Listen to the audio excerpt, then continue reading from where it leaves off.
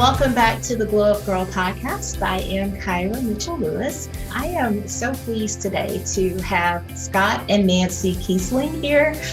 We are going to have a wonderful conversation, a conversation that I've been so excited to have during the pandemic. Let me tell you a little bit about them. They are husband and wife, entrepreneurs, adventure coaches, life strategists, world travelers. But ultimately, they work hand in hand together to help others uncover true happiness. So welcome, Scott and Nancy, to the Glow Up Girl podcast. Oh, thank you for having us. Yeah, thank you so much. We're really excited to talk with you and with your audience. Yeah, definitely. Awesome. Hello, everyone. All right. Well, let's go ahead and dive in. Before we get to the discussion, tell everybody about you two. Well, we're a husband and wife life coaching team. We met about 7, almost 8 years ago. And we have been on this journey of helping other women to really have success in that relationship department. You know, we work with a lot of people who have success in every area of their life except that relationship department. And that was me a long time ago. So together, we've brought our unique method of coaching styles together, which you guys will learn about, Scott's adventure therapy and transformational coaching. And that's what we do. We help people to have that success in their love life so they can have the whole well-rounded picture of true happiness. Yeah. Anything to add? And I'm just a guy from New York. Like, no, I was in the film industry for 30 years. I worked on major motion pictures and television shows, owned a rock climbing gym and an adventure guide service, and really found my passion in serving others, right? In helping other people to really just get out of their own way. Mm-hmm. I was in my own way for a long time. Yeah. And I found a really unique way of getting out of my own way. And so I just love to share that with people so that they can live their best lives truly. Mm. Awesome. No, I love that. I think that is so great. And especially during a time like we're in right now, it's just a lot of people are experiencing that opportunity and taking advantage for opportunities to grow and evolve themselves. And, some people are experiencing, a lot of sadness, and a lot of people, especially in relationships. I think that, obviously when we talked before, I was telling you guys about stories just in my own relationship. This pandemic has really just sort of put us front and center with maybe things that we've been too busy to deal with in the past, or things that, maybe bothered us that we just never talk about. So that is, another reason why I'm so happy to have you guys here, because as we sort of move into our conversation for today, one of the things we talked about is facades and relationships, with couples spending a lot more time together and not being able to exactly break that up by going out to dinner or going to the movies or doing something that actually prohibits them from true intimacy, because you've got all these distractions. We've seen a lot of people, divorce rates are sort of moving up. We've seen domestic violence numbers climbing right now, just due to people being together. But I want us to sort of kick off to talk about, what do those facades look like in relationships? There are so many different pieces to that facade that we build. I'm going to jump back and forth a little bit, but being in the pandemic, for those folks out there that have been in a relationship for a while, we are now uncovering and seeing past those facades because we've been in lockdown together, right? And so the authentic self starts to show itself a little bit more, like you said, away from those distractions, right? We had outside events, we had our workplace, we had our friends and our sports and all these different things, even taking the kids to different experiences, right? To their sporting events. And it kept the couple, no matter what those distractions are, sort of at a distance. Mm-hmm. Now I'm going to jump back before the pandemic. Mm. Most people out there start off their relationships with that distance because they bring those masks, those facades, those, you know, not whole truths, if you will. Yeah. Right. They bring those into those first dates. They bring that into the courtship. They bring that into the relationship over time. And what we found working with folks is that there's this point of almost no return they feel, where it's like, well, I can't tell them now because we've built this thing, and what would they think? Right? What would they think if they found out that X, Y, and Z happened in my life that I didn't share with them in the very beginning?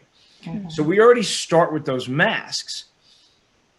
That only creates more and more divide over time, right? If it was a math equation, we would be looking at that, and what it equals is more separation, more division in the relationship. Wouldn't you agree? Yeah. Well, and to go even a little bit deeper, you know, before you ever even get into relationships, most people are taught by modeling, right? By role models to distract from how they feel, not talk about how they feel.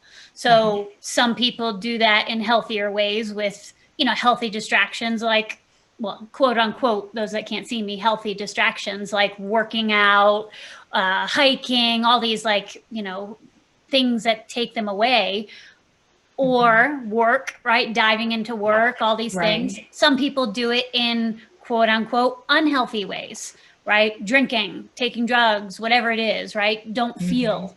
We're taught to not really talk about our feelings, instead drown them, figure out how to get rid of them. So then we come into relationships and we do that same thing, but now it's with someone else, right? We have other distractions, and both people are doing that rather than communicating about how they feel. So then put us, in a pandemic when no one's communicating, no one's talking about anything. It becomes a lot of bubbling under the surface. And some stuff is coming up for people, you know, whether they're single and they're feeling just really lonely, because now it's like, oh my God, I have to feel these things, right? I don't really have ways to distract, which is, like you said, a lot of the mental health aspect is rising. In relationships, it's same thing. A lot of stuff is bubbling that usually they can figure out a way to get away from and distract. So it's been a tricky situation. Right, right. And yeah, I mean, I also like to call it the representative when you're dating. When you first start dating, the representative is showing up, and it's the best version of yourself with the mask on, and it's like, oh yeah, I'm perfect. Yeah. All these things, and you're right. And now it's just now it's like bubbling under the surface in households, or, you know, people are like, oh my God, you know, I want to get away. Like, I want to get away from my kids. I want to get away from my spouse or my partner, whatever. And, you know, but I think too, you know, I've said to some of my friends that have children, I'm like, it's okay. You have to honor how you feel. And I think that that's one of the most important things that I've been really preaching. Like, you hear me talk about a lot on the podcast about mental health and wellness, and being able to openly communicate. And it's okay to feel sad or to feel a certain way about something, but just don't let it take up a permanent residence in your household or in your mind. And I think I told you guys, you know, obviously I'm the way more vocal person in my household. I am talking at nonstop and just feelings everywhere, blah, blah. And my husband is like the opposite. Like, nope, nope, not gonna talk. I don't want to talk about that. Why do you want to talk about that? You know, and so it's definitely, I think this year has been a lesson for me to try and also understand, like, how to really meet somebody like where they are. And not to push just because I'm comfortable with such and such and talking all the time and getting things out. Like, that is just not who he is. That's not how he was raised. And just trying to, like, meet in the middle. So that has really helped us to not, like, for me not to be, or him to be in a place where it's like, I want to get away from you. We did have that 1 month, I will say, early in the pandemic, where I was like, I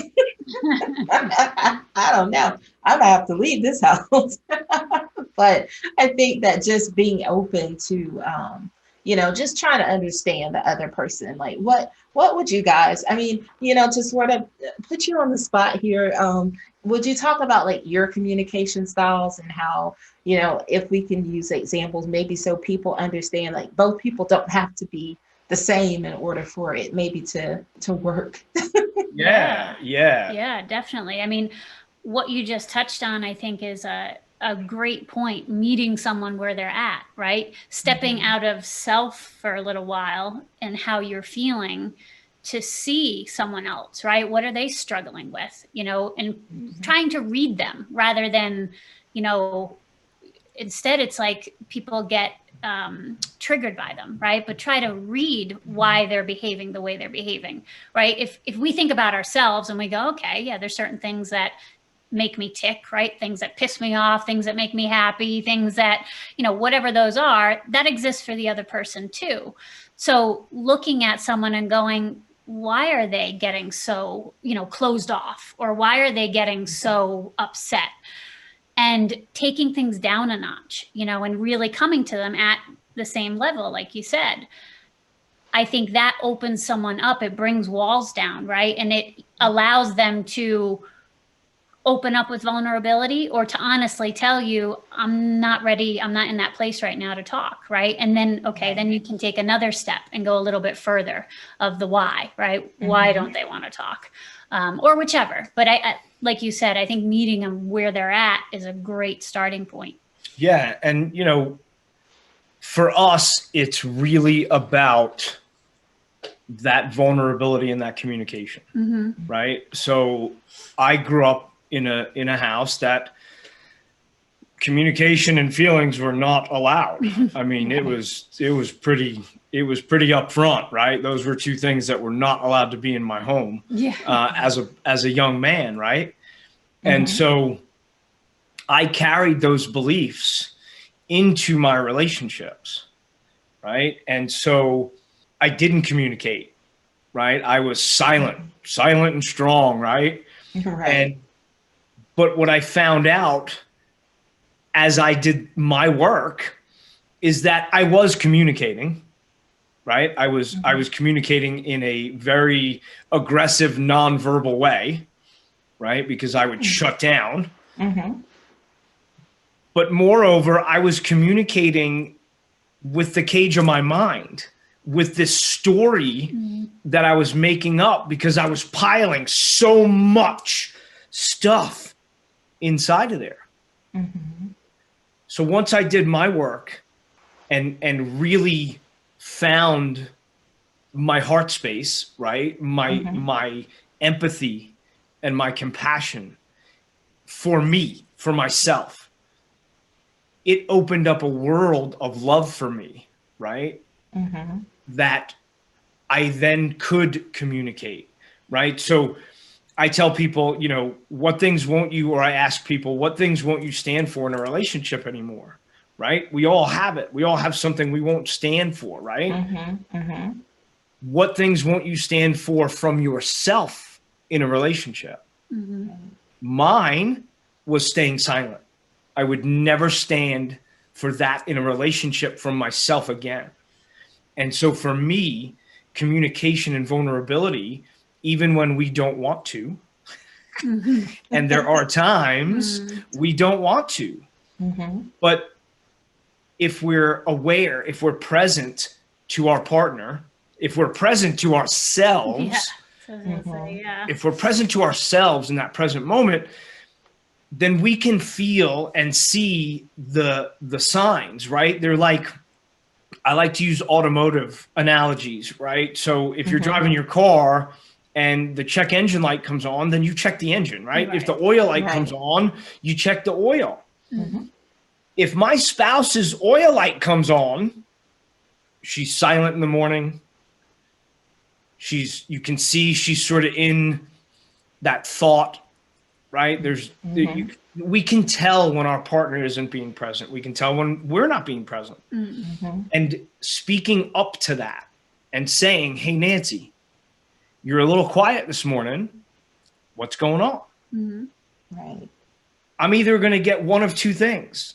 I'm going to get nothing, or I'm going to get, I'm thinking about this thing that I have due to, this work I have due to do today, and I'm late, and I'm okay, right? Yeah. We can logistically talk about that. But if we don't communicate, if we don't step up and say what's up, then we lose that. So really, for me, it's the communication and vulnerability. Yeah, and I think like you said, present with ourselves, like us women, I think even more than men, we get in that place where we really want them to ask that, right? We're like, they should know that We're mind readers. I'm slamming cabinets right now. I'm mad, right? You should ask what's wrong, right?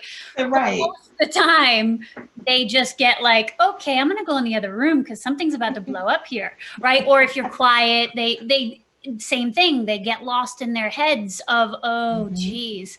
But we know this about ourselves too. We can tell when we're in that mode of going, if I say this, they're probably going to say that, and I shouldn't bring it up right now. I should wait till later. And that's the oil light for us. That's the trigger light for us to go, we don't know how they're going to behave if I say such and such. We don't know how they're going to react, right?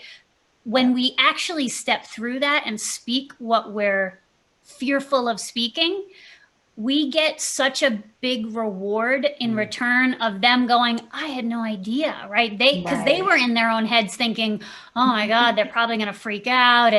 But when you come together and you come from the heart space of, I'm really nervous to say this because I think you're going to think I'm absolutely crazy, but this is how I am feeling. They respond with, oh my God, yeah. And it becomes this conversation that has been needing to be had in most cases. And it allows for this opening up and connection that wasn't there before. So when you continue that, it just deepens this connection that is needed. You have to have that in relationships to be connected and feel like I know you better than anyone knows you. And you know me better than anyone knows me. The only way for that to happen is to share those scary moments. And I'll just add one thing to that is the way that we communicate as a couple is non-judgmental, right? We communicate from a place of love, from our heart, right? We don't get caught up in the story of they should have done this, they should have known that, they should have. Yeah. It's our responsibility to communicate in a way that our partner hears us, that they feel us. And that for me is really important as well. Yeah. So Scott, before you mentioned something that definitely, I think it just sort of like was a light bulb for me to just talk about more. You talked about empathy. And I know for men, like some of my guy friends, my husband, like it's just hard. It's hard for a lot of men to actually be able to put themselves in the place that someone else. They don't quite understand, oh, it's not happening to me. I mean, it's just really hard for me. I mean, I don't know. What did you do, to become comfortable and to just even be able to understand how someone else might be feeling? Because I have some guy friends that are single, and I'm like, you will always be single if you cannot feel compassion or empathy for, if you can't feel it for others. I mean, you definitely are going to have to feel it for your partner or your spouse, because it just, that's so important. I truly believe that we are all born with the ability to be compassionate and to be empathetic, right? I truly believe that that's a human trait.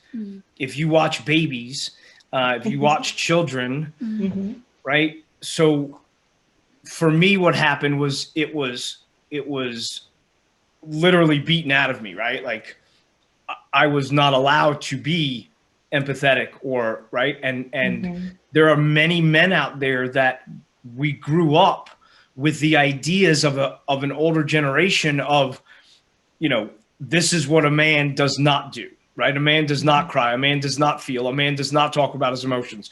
A man is not compassionate, right? We are logical and structured, and that's it. Yes. Right? So when we carry that definition around, and this goes for any definition that we put on ourselves, right? We then carry that as a label, right? So what I did was I was really fortunate to find mentors who really understood what it was to be a true man, right? So my definition of what a man was or what a man is today was very different in that, right? And as I learned from these amazing people about human behavior and about the way that we really do tick and why we don't have success in these areas, it all comes back to the empathy and the compassion for ourselves. It's not only that we can't show it or we're not allowed to show it outwardly, we as men stopped feeling it inwardly. And so when we stop caring about ourselves, when we break that cycle of self-love, which we all need as humans, right? It's not a man thing. It's not a woman thing. It's a human thing. And when we start to put a cap on that as men in the sense of don't feel, don't feel, don't feel, don't feel, don't feel, all of a sudden in our 30s, 40s, somebody is saying like, hey, if you can't feel, this is going to be over. For me, I was lucky enough to meet those mentors and then to have a coach who she really dug into my root belief system, right? My core belief systems, beliefs that I didn't even know that I carried around. And as I uncovered those limiting beliefs, I was able to then reframe them from an adult mind, not from a child's mind who grew up in a house where feelings and love weren't available, but from an adult mind and see it for what it truly was, not see it from my 6-year-old, 4-year-old self. Right? When I was able to uncover that, reframe it, and give it that new meaning, it changed my life. It changed every relationship that I have. Right? I was able to truly change the negative cycle in my family by raising my son from this mindset, not from that old limiting belief mindset. But it took other to get me there. Nobody has ever done anything great by themselves. Yeah. And it really, a real simple trick, if you will, to just human behavior and understanding people is, like you said, like really, if you look at someone and they have no ability to have empathy and understand someone else and like show, sit there and listen to someone has to go on, that's because they lack that for themselves. They can't do that inside.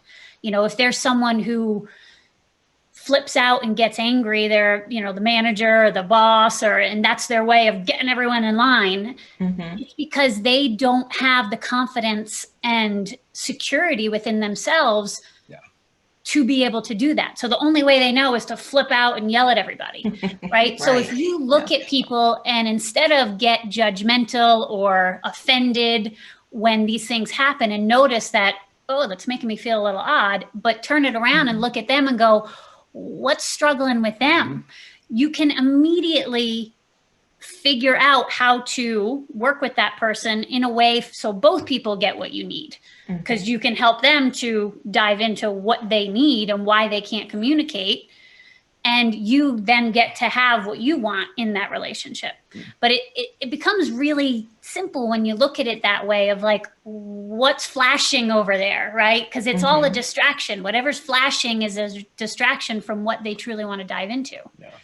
Right. Nope. Yeah. I appreciate that. I think that is very helpful. Yeah. I mean, I think it just sort of goes back to what we just talked about, like where you're trying to meet somebody where they are and realizing that not everyone, people are still holding on to things in the past and the way that they were raised or what they saw growing up. And not everyone is doing the internal work. So, and I think that's been something for me, even as well, is just thinking like, not everybody is doing the work that I'm doing for myself. Not everybody's going to therapy. Not everyone's getting coached. So where I may be saying sometimes in my head, like, I don't understand. I mean, you could do the same thing. You could be doing what I'm doing. But it's also just meeting them, because the same way I took a first step to do something. And yes, it was at the age of 40 something. Where, there may be people that, are, still afraid to take that first step as well. So, I mean, I think that, having great guests like you guys and just telling and sharing our own stories and our own testimonies, because that's what they become to me. They're like a testimony to like, we're like, this is where we were, and then this is how we've grown. I hope that we're able to encourage people to take a first step, to make a change, no matter what age you are. No, it does not matter. You can always be a better version of yourself. And people like Scott and Nancy are here to help you, help you get there. And so I appreciate you guys and your honesty and sharing. Yeah. And I truly hope that we've added some value to the audience. And one other small tip that I'd like to share is, when you get to a place in a conversation at work with your loved one, on a date, whatever, if you hear that little voice creep up and say, well, I know how this is going to go. I know XYZ. Do me a favor, folks. Step through what you know. Right. Step through what you know and see what's on the other side. Because there's growth and there's love and there's communication and vulnerability. Love that. Okay, so now that we're into, we've talked about, I'd like to move into talking about intimacy in relationships, like communication, trust, and intimacy. And I know we talked about some ways to communicate, but can we talk a little bit about real, true trust and intimacy, and that being the two things, definitely two things that you need to actually have a deeper relationship. And what are ways how can people work to start to build that in relationships? Yeah. Great topic. For me, it's really, it comes right back to communication, right? Well, go ahead for a minute. Sorry. I'm getting a little. Yeah. And I hate to sound like a broken record, but it is communication. We have a saying with all of our clients that communication is lubrication, right? Mm-hmm. The only way to have true intimacy is with that communication. And when you think about the beginnings of relationships, right? Because people go, well, I've been in, lust relationships or lust beginnings or flings that, no, it was totally hot and heavy and passionate. And we didn't really communicate a whole lot. Like, it wasn't super deep. But when you think about when the beginning of any relationship, intimate relationship, when you first start getting with that person, you're sharing all this stuff, right? All these stories that they don't know about you. And like, it's like talking till wee hours of the night and all these things. And you feel like you're really sharing all these things. The ticker is you're sharing all these things that you've shared with other people, maybe not many, not everybody. So they seem a little intimate, but all this talking's going on, all this communication. And then you're in bed and you're rolling in the sheets, you wake up in the morning, you talk some more, right? That's what the beginning of relationships are. If you think of every beginning of that you've ever had.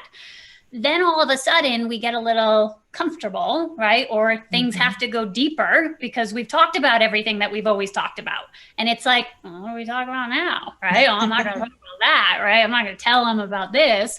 So then all of a sudden that deep connected communication kind of stops. Then what happens next? The intimacy kind of starts to break away, right? So if you can continue that and continue to have the deep conversations, but allow yourselves to go into the deeper, scary things that you consider scary, that communication will continue. And before you know it, the intimacy lasts within the relationship, whether it's a year, 2 years, 5 years, 20 years. But when we bring that communication back into relationships for couples, all of a sudden it's like the beginning of the relationship again for them, because they haven't spoken like that with another or with their partner since years ago. And they wanted to say all these things, but they didn't know how. Well, right? and again, a lot of them were wearing those masks, Yeah. right? Like Nancy's talking about, we only share to a certain level. Yeah. Right. And yes, on the first date, on the second date, that's all fine, right? We're not saying sit down on that first date and just throw up your history, right? Right. There's an evolution to it, but it's allowing for the opportunity to build that trust, to build that communication from the very beginning. Now, if you're in the middle of a relationship, right? If you're 10 years in, you're 5 years in, you're 8 years in, you can still have that, right? It's about breaking down those walls because, like Nancy said, the communication is lubrication. When we stop talking, you find there's less sex in the bedroom, right? There's less intimacy on the couch. There's less hand holding. There's less just the touch, right? All of that is very intimate, but so is the conversation. Right? The conversation builds that intimacy and it builds that trust. Well, and if you can't have those deep conversations, then take it a little deeper, no pun intended, everybody, but take it a little bit deeper in the sense of you're not going to know you're never going to have those conversations about what your partner likes or be able to tell them what you like. And all of that is important conversations. People get a little guarded, like, oh, I don't want to say I, like this or that because they'll think I'm a freak, right? They'll think this. But you have to have those conversations. Otherwise, you're not fulfilled or otherwise they're not fulfilled. But if you can't talk about your past, your history, these other things that are nothing compared to that, how will you ever have the conversations about what you like in bed and what I like in bed? That'll never happen, right? So then you're just you have this, again, it's that fun, lust, hot passion in the beginning, but then there more needs to develop for the relationships to sustain and stay passionate. Well, and that's the thing, right? It's about holding on to it for the long run, right? For us, for our relationship, it's about the long run. And, we work with a lot of couples that can't talk about their bills. If you can't talk about your bills together, how the heck are you going to talk about what you like in bed? Exactly. Right? And then, fast forward 4 years, 5 years, and somebody in the relationship cheats. Yeah. And folks ask, why did your relationship end? Oh, so-and-so cheated. The relationship was over long before that because you cheated each other by not having that communication, by not saying, hey, I like this or that, to be able to fulfill each other. Yeah, you lost interest. Right? If we don't fulfill each other, whether it's mentally, physically, or in our soul, your partner is going to go somewhere else to find that. Or you're going to go somewhere else to find it, It's human. We crave it. Yeah. We crave that love and that intimacy. And, society and our programs and our caregivers and our parents and everything else that we've been raised with has taken that away from us. When we get into a relationship, we've got to be complete already in the self, right? I have to trust myself to have trust in other. Yes. I have to be intimate with myself, with my soul, to be able to be intimate with other. And so again, for me, it really all comes back to the self and the work that we put in to create new habits, to create new outcomes in our lives. Yeah. No, I like that. I think that's so key. Everything you guys just said, I absolutely love. But I think you're right. If you are working on yourself, and I think I probably never really thought about it, even when you talked about empathy, and that sometimes that those people that can't show compassion, or they have trouble with it. I don't want to say they can't at all. That maybe have a problem with being compassionate or being empathetic, is because they're not giving that to themselves. And I think a lot of times you just don't think about, I'll say for myself, a lot of times, I'm just like, I don't believe you. How can you not feel for someone else when it's so easy for me? Like, I mean, I like everything. I'm like, oh my God, I know how you feel, even though it hasn't happened to me, but my heart just my heart breaks for, things when they happen to people. But realizing that if you're not showing self-compassion or self-love to yourself, and you're not giving yourself a break, you definitely can't give someone else that same, you can't understand what they might be going through. Well, and they can't give to you what you want, right? So what we find is we work with a lot of folks who I can't find the relationship. I can't keep the relationship I want. I can't find it. I can't hold on to it. But when we start to do that deep dive, what we find out is they don't have a relationship with themselves in all of the areas, right? We hear a lot like, oh, when I meet them, they'll make me happy. When I'm with them, they'll complete me. We must be complete to complement somebody, right? We cannot look for our happiness to come from someone else. It's got to come from within. And my heart was so guarded. It was in such a concrete box that there was no way I could feel empathy. There was no way I could feel compassion because I didn't have it for myself. I didn't forgive myself for things. So how could I forgive other? Or how could I expect someone to love me 100% when I didn't love me 100%? Yeah, really just letting go of that hope and wishing. I think a lot of people do that in relationships where it's like, I just hope this gets better, right? I hope I hope they start opening up to me. I hope this, I hope that. And we don't do that in any other area of our life.